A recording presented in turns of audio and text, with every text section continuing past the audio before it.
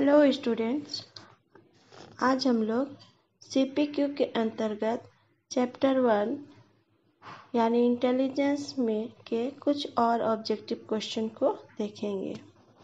तो इसमें सबसे पहले हम लोग शुरू करते हैं कि संसार का पहला बुद्धि परीक्षण निम्नलिखित में से कौन है? ए.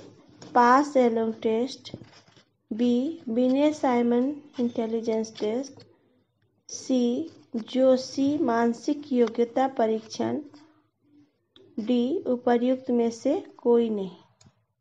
तो इसका आंसर होगा B. Binet Simon intelligence test.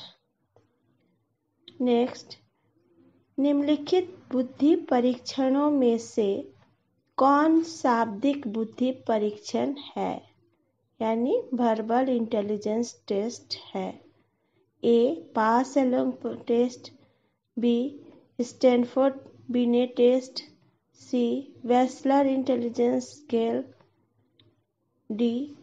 Cube construction test.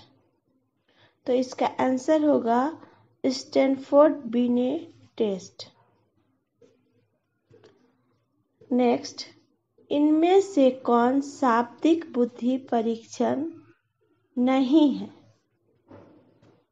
ए.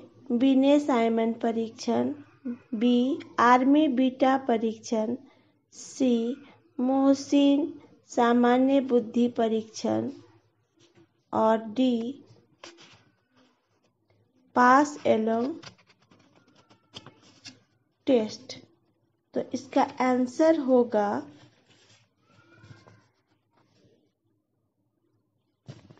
Pass along test. Next, Binesh तथा साइमन ने बुद्धि मापने के लिए सर्वप्रथम परीक्षण बनाया। ए. 1910 में, बी. 1906 में, सी. 1905 में एंड डी. 1918 में। तो इसका आंसर होगा सी. 1905 में। नेक्स्ट, स्टैनफोर्ड बिने टेस्ट द्वारा बुद्धि का मापन होता है। ए. 2 वर्ष के बालकों से लेकर 40 वर्ष के वयस्कों तक, बी. 5 वर्ष के बालकों से लेकर 45 वर्ष के वयस्कों तक, सी. 5 वर्ष के बालकों से लेकर 36 वर्ष के वयस्कों तक एंड डी. 2 वर्ष के बालकों से लेकर 33 वर्ष के वयस्कों तक। तो इसका आंसर होगा डी. 2 वर्ष के बालकों से लेकर 33 वर्ष के वयस्कों तक। नेक्स्ट, वेस्लर के किस बुद्धि मापनी द्वारा शिशुओं की बुद्धि का मापन होता है? A. WAIS, B. WISC, C. WPPSI and D. उपर्युक्त में से कोई नहीं। तो इसका आंसर होगा C. WPPSI। Next, Raven progressive matrix किस तरह का बुद्धि परीक्षण है? ए. शाब्दिक बुद्धि परीक्षण यानी वर्बल इंटेलिजेंस टेस्ट, बी. अशाब्दिक बुद्धि परीक्षण यानी non verbal intelligence test, C. क्रियात्मक बुद्धि परीक्षण यानी performance test of intelligence and D. उपर्युक्त में से कोई नहीं। तो इसका आंसर होगा बी. अशाब्दिक बुद्धि परीक्षण non verbal intelligence test. Next, निम्नलिखित में से किस संस्कृति मुक्त बुद्धि परीक्षण कौन सा है? ए. बिने-साइमन बुद्धि परीक्षण, बी. वेस्लर बुद्धि मापनी, सी. कैटल बुद्धि परीक्षण, डी. उपर्युक्त सभी। तो इसका आंसर होगा सी. कैटल बुद्धि परीक्षण। रंगीन प्रोग्रेसिव मैट्रिक्स द्वारा किसकी बुद्धि का मापन होता है? ए बालकों का, बी वयस्कों का, सी वृद्धों का, डी सभी का। तो इसका आंसर होगा सी वृद्धों का। नेक्स्ट, स्टैनफोर्ड प्रोग्रेसिव मैट्रिक्स द्वारा किसकी बुद्धि का मापन होता है? ए बालकों का, बी वयस्कों का, सी वृद्धों का, डी सभी का। तो इसका आंसर होगा बी वयस्कों का। संवेगात्मक बुद्धि यानी EQ, इमोशनल क्वोशेंट पद का प्रतिपादन किसने किया है? ए गॉलमैन ने, बी वुड एंड वुड, सी सेलेवो तथा मेयर, डी उपर्युक्त में से कोई नहीं। तो इसका आंसर होगा उपर्युक्त में से इसका आंसर होगा सेलेवो तथा मेयर, सी। ठीक है। 34 क्वेश्चन नंबर नेक्स्ट, संवेगात्मक बुद्धि के तत्वों में किसे एक तत्व नहीं माना जा सकता है? ए अपने संवेगों की सही जानकारी रखना, बी स्वयं को प्रेरित करना, सी दूसरों के संवेगों को पहचानना और डी दूसरों पर सहानुभूति दिखाना। इसका आंसर होगा डी दूसरों पर सहानुभूति दिखाना। प्रतिभाशाली बालकों की विशेषताओं में निम्नलिखित में किसे नहीं रखा जा सकता है?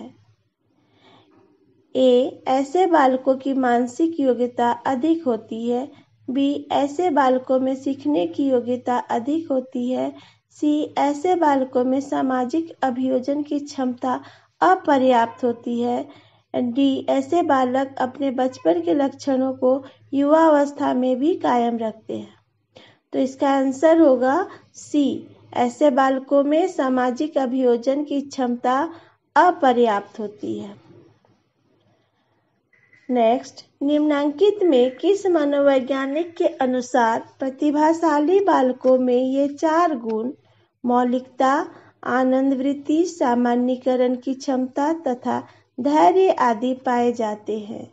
ए बिने, बी टर्मन, सी मैरिल, डी वेस्लर। तो इसका आंसर होगा बी टर्मन। नेक्स्ट, प्रतिभाशाली बालकों की बुद्धि लब्धि सामान्यतः कितनी होती है? ए 80 to 100 के बीच, बी 100 to 120 के बीच, सी 140 और अबव, डी इनमें से कोई नहीं। तो इसका आंसर होगा सी 140 और अबव। नेक्स्ट, मानसिक दुर्बल बालक को अन्य नामों से भी जाना जाता है। निम्नलिखित में कौन नाम सही नहीं है? ए मानसिक न्यून, मेंटल डेफिशिएंट, बी निर्बल बुद्धि, फीबल माइंडेड, सी कुशल बुद्धि, स्किलफुल माइंडेड, डी मंद बुद्धि यानी डल माइंडेड। तो इसका आंसर होगा सी स्किलफुल माइंडेड यानी कुशल बुद्धि। हम इसमें जानते हैं कि मेंटल रिटार्डेड चिल्ड्रन को अन्य मानसिक न्यून, निर्बल बुद्धि और मंद बुद्धि नामों से भी जाना जाता है, यानी मेंटल डेफिशिएंट, फीबल माइंडेड और डल माइंडेड, ये तीनों मेंटल रिटार्डेड चिल्ड्रन के ही अन्य नाम हैं। इसीलिए इसका आंसर सी कुशल बुद्धि होगा। कोह ब्लॉक डिजाइन परीक्षण, पास एलोंग परीक्षण तथा घन रचना परीक्षण आदि किस प्रकार के बुद्धि परीक्षण के उदाहरण हैं?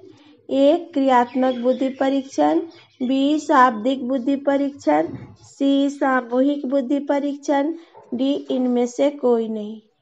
तो इसका आंसर होगा ए क्रियात्मक बुद्धि परीक्षण। नेक्स्ट, दंड का संबंध सीखने के किस नियम से है?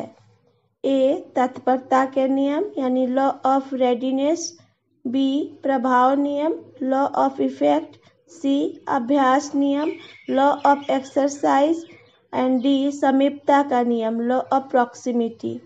तो इसका आंसर होगा बी प्रभाव नियम लॉ ऑफ इफेक्ट।